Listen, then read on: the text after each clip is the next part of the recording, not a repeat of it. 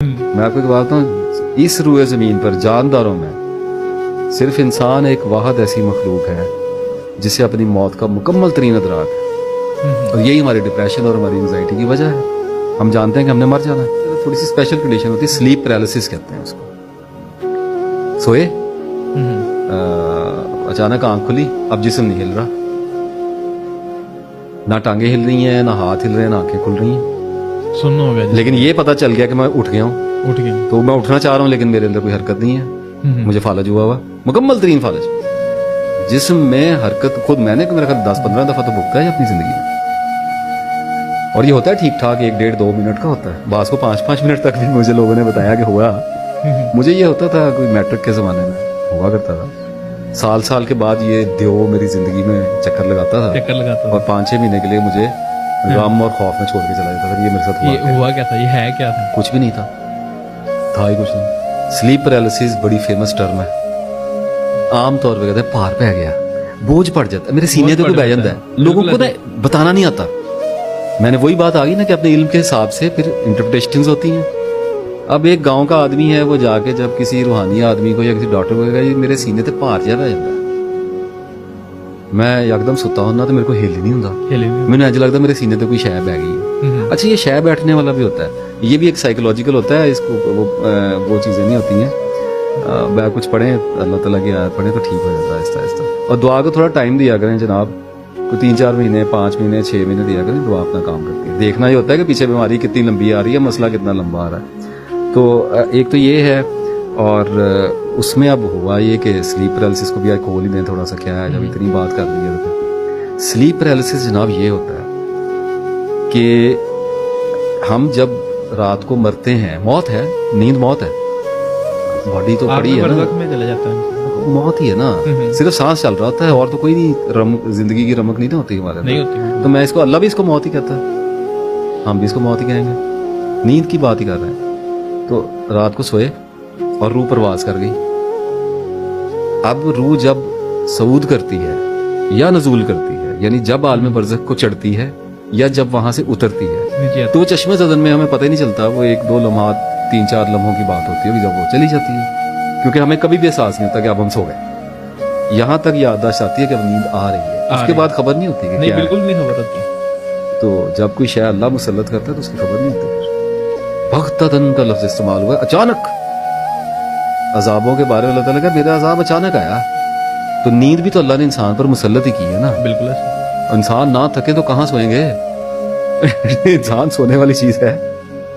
तो अब होता ये है कि बसा औकात मेडिकल कंडीशंस, जिस्मानी हालत, जहनी कैफियत ऐसी होती हैं या खुराक, जिनकी हम तफसील से बात करके आए, तमाम मामलात को मिला के एक तनाजुर में रखिएगा, ऐसी होती है कि जिस्म आराम में नहीं होता, जहन आराम में नहीं होता। एक तनाव और एक भुचाल की कैफियत चल रही होती है। गैसेज हुई हैं, हार्ट बीट तेज है, सांस तेज हुआ है, ब्लड प्रेशर चढ़ा हुआ है, कुछ लोगों का ब्लड प्रेशर गिरा हुआ है, कुछ लोगों को अंतरियों में दर्द है, किसी को कोई मसला है, किसी को कोई मसला है। रूह उतरी, आलम बरज़ख से वापसी हुई, और जिस वक्त रूह का और जिस्म का ताल्लुक बन रहा था, ऐन उसी लम्हे आंख खुल गई। आंख नहीं, जहन की आंख खुल गई, यानी शऊर एक्टिव हो गया।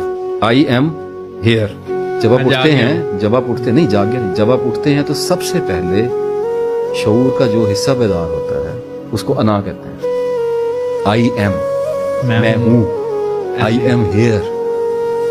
गौर कीजिएगा, जब सुबह उठेंगे आंख खुलते ही बड़ा बरक रफ्तारी से देखना पड़ता है कि सबसे पहले क्या आया ज़हन में। एक ही बात आती है, आई एम हियर। नहीं, मैं आ गया हूं। ये एक सेंस है। जब रूह नफ्स के पिंजरे में आती है और शऊर अपनी आंख खोलता है तो सबसे पहले आता है मैं यहाँ हूं, मैं बेदार होती है, सर अना जाग दी है। तो उस वक्त जब अना यानी कि माइंड जब जाग जाए लेकिन रूह अभी दाखिल हो रही हो, तो वल्लाहु आलम ये वो कौन सी एग्जैक्ट कैफियत या वो मामला है, क्योंकि हम इसको बायोलॉजिकल तो देख नहीं सकते, ना न्यूरोलॉजिकल देख सकते हैं, ये तो स्पिरिचुअल है। ऐसे ही और स्पिरिचुअल हमारा ईमान है कि ये है, क्योंकि हम इसके यानी शाहद हैं कि इट इज देयर, ये होता है। तो अब ऐन उस वक्त जब शऊर बेदार हो जाए और रूह अभी पूरी तरह से सेटल डाउन ना हुई हो, तो ये कॉन्फ्लिक्ट पैदा हो जाता है, यानी कि साइकोलॉजिकल का स्पिरिचुअल के साथ टकराव हो जाता है।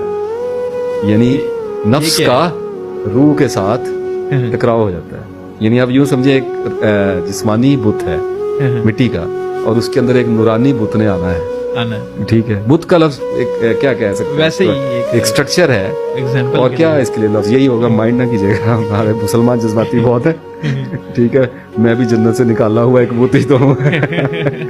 तो बुत इस्तारे के तौर पे इस्तेमाल किया, क्योंकि वल्ला इस वक्त कोई और उसकी मिसाल ज़हन में नहीं आ रही। या आप यूं समझ लिए एक नूरानी जिस्म, रूहानी जिस्म जब अपने नफसानी यानी वजूद इस मिट्टी के वजूद में एंटर हो रहा होता है और उस वजूद को अपने होने का एहसास हो जाए, यानी थोड़ा सा पहले जाग गया, वाकया वारदात होने से थोड़ा सा पहले जाग गया, तो उस टकराव के नतीजे में स्लीप पैरालिसिस पैदा होता है। माइंड एक इटरनल कंफ्यूजन का शिकार हो जाता है कि आई एम डेड, कि ये क्या नो। देखिए गौर कीजिएगा, जहन जाग गया, रूह वल्लाहु आलम आदि एंटर हो चुकी है, निस्फ एंटर हुई, हमें नहीं पता ना, हो सकता है एक जर्रा है या मिसकाल किस शय के है, हम तो अपने अंदाजे पे बात करें, लेकिन होता है ऐसे, होता है ऐसे, अभी आ रही थी, या हो सकता है उसके आने की आहट है, क्योंकि इतनी तो खबर है कि नाफ के साथ धागा चलता होगा, कुछ ना कुछ तो रेफरेंस उसका है, या जहन के साथ कोई ताल्लुक होगा। तो अभी वो आ रही थी और ये जागा, लेकिन जब रूह आएगी तो हरकत करेगा। कुरान पाक में अल्लाह ताला ने कहा है कि हमने इसमें अपनी रूह फूंकी और ये चलता फिरता हो गया, ना कहां चलता फिरता हो गया, इंस्टेंटली फ्रॉम नोवेयर ही एक्टिवेट्स। बुल्ले शाह याद है, ओ माटी कदम करेंदी यार, कि लुक मिट्टी यानी कि मड एनिमेट हो गई है, चल पड़ी है। ठीक है, तो अब वो चल तो सकता नहीं, क्योंकि रूह आई नहीं, उसका जौहर तो उसकी बिजली तो आई नहीं है, थोड़ी सी भी झटका ही लगा था, साहब पहले ही उठ गए। तो उसके नतीजे में उसके अंदर ये तो शऊर आ गया है कि मैं हूं, लेकिन अब मैं वो हिल नहीं सकता।